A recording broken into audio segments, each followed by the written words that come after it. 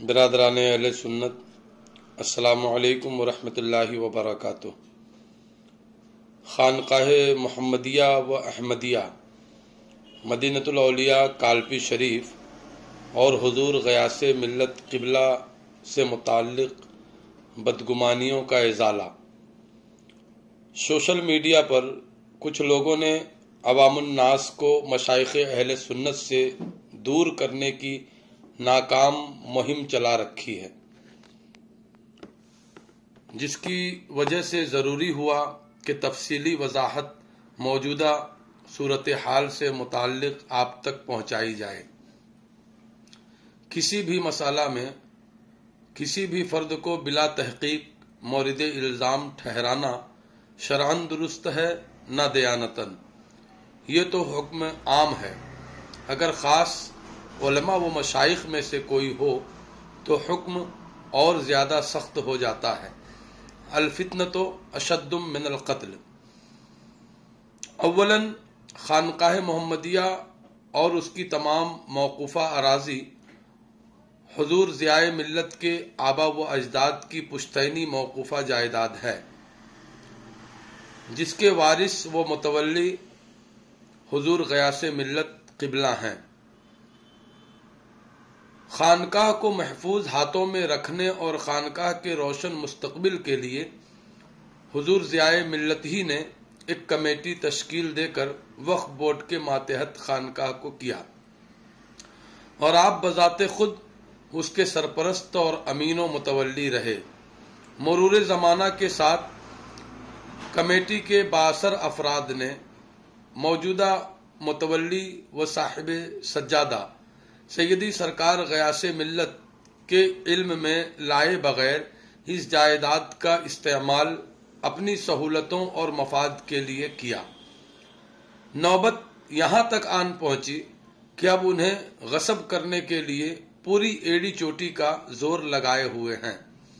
جیسا کہ social media پر کہا جا رہا ہے کہ بزرگوں نے تخت و تاج کو ٹھوکر مارا، موجودہ صورتحال حضور صاحب سجادہ کی بے نیازی کا واضح ثبوت ہے۔ اگر شروع سے گرفت مضبوط ہوتی تو کمیٹی کی منمانی اس حد تک نہ پہنچتی۔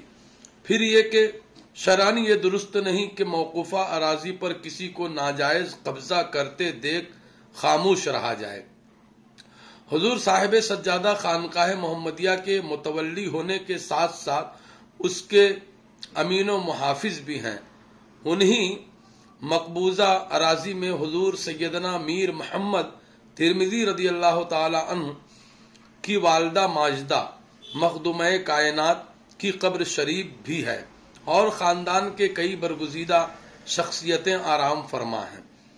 سنی کہلانے والے قابضین کی سنیت کہاں گئی؟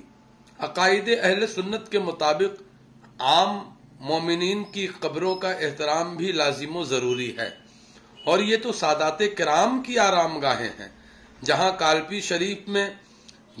کالپی شریف میں حاضری کا شرف ملا ہے، وہ بخوبی جانتے ہیں، اور جو کبھی حاضر نہ ہوئے وہ اس تحریر سے جان لیں کہ حضور سیدنا میر محمد ترمذی رضی اللہ تعالی عنہ کی والدہ ماجدہ کی قبر شریف کے ارد گرد پختہ عمارتیں چندی گئی ہیں۔ اس سے قریب نالی اور سڑکیں بھی جاری ہیں۔ کیا ہم اپنی والدہ کی قبر کو اس حال میں دیکھنے کے متحمل ہیں؟ آواز دو انصاف کو، انصاف کہاں ہے؟ نازش اہل سنت سیدی سرکار غیاث ملت انہی مقبوضہ اراضی کی بازیابی کے لیے کوشاں ہیں۔ معتبر ذرائع سے معلوم ہوا کہ خانقاہ شریف کی ٹوٹی ہوئی دکانوں اور زمینوں پر ملنے والے گورنمنٹی معاوضہ کی تقریباً کروڑوں روپے کو حضرت کے علم میں لائے بغیر کمیٹی ہضم کر گئی۔ خبر یہ بھی ہے کہ مختلف وسائل سے خانقاہ شریف کو حاصل شدہ رقوم میں تقریباً 40 کروڑ کی ہیرا پھیری اس کمیٹی نے کیا۔ لباس میں وہ چمک دمک ہے کہ دیکھنے میں لگے ملک ہے، لباس میں وہ چمک دمک ہے کہ دیکھنے میں لگے ملک ہے، مگر چھپی دل میں ہے برائی، کوئی سنے گا تو کیا کہے گا۔ آپ حضرات کو یہ معلوم ہو کہ 2018 میں اس کمیٹی کی میعاد پوری ہو چکی تھی اور اب موجودہ کمیٹی کی کوئی قانونی حیثیت باقی نہیں ہے۔ اب 3 سال بعد آ کر انہوں نے حضرت سے رابطہ کیا، کیونکہ مجبوری یہ ہے کہ حضرت کے بغیر نئی کمیٹی کو تشکیل دینا ناممکن ہے۔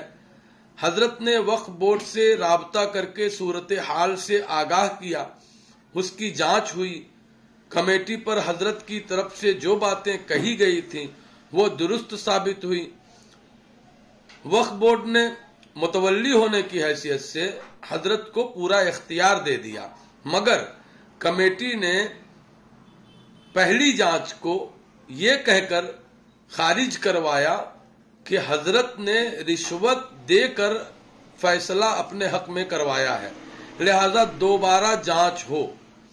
دوبارہ جانچ ہوا، اس جانچ میں بھی رپورٹ حضرت کے حق میں آئی اور وقف بورڈ نے حکم جاری کیا کہ آپ اپنی نگرانی میں کمیٹی کو تشکیل دیں اور اس پر قبضہ حاصل کریں، جس کی خبر علاقہ کے ڈی ایم کو دے کر حضرت چند لوگوں کے ہمراہ خانقاہ شریف پہنچے، جہاں حرص و حسد میں گھری کمیٹی اور ناجائز قبضہ کیے ہوئے ان کے متعلقین وقف بورڈ کے خلاف جا کر جھگڑے پر آمادہ ہوئے اور بات پھیلائی جا رہی ہے کہ حضرت نے غنڈہ گردی کروایا، جبکہ معاملہ اس کے برعکس ہے۔ وہ لوگ پہلے ہی لاٹھی اور دیگر اسلحوں کے ساتھ گنڈائی کرنے کو تیار تھے۔ ایک بات یہاں یہ کہنا چاہوں گا کہ پرشاسن کو 5 محرم الحرام کو یہ خبر دے دی گئی تھی اور وقف بورڈ نے جو رپورٹ دیا تھا، جو اختیارات دیے تھے وہ سونپ دیے گئے تھے، تو ان معاملات میں کہیں نہ کہیں پرشاسن اور ڈی ایم کو ہم ذمہ دار مانتے ہیں کہ اگر کلیئرنس وقف بورڈ سے مل چکی تو پھر آپ نے تاخیر کیوں کی؟ اس وواد اور اس جھگڑے کا سرا کہیں نہ کہیں پرشاسن کو جاتا ہے۔ پرشاسن کی کوتاہی کی وجہ سے یہ 2 گٹوں میں جھگڑا ہوا، لہذا جو ہی علم ہوا اور وقف بورڈ نے کلیئرنس دے دیا تو پرشاسن کو چاہیے تھا کہ اپنی موجودگی میں قبضہ دلوائے، نہ کہ اس طرز پر 2 گٹوں کو لڑنے کے لیے چھوڑ دیا جائے۔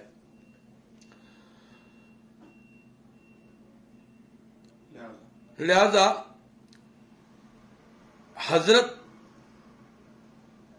جن حضرات کو حراست میں لیا گیا ان میں حضرت کی طرف سے 12 افراد اور مخالفین میں سے 17 آدمی ہیں۔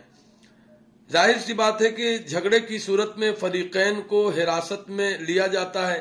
اس حق طلبی سے حضرت کی ذات پر بہتان لگانا کہاں تک درست ہے؟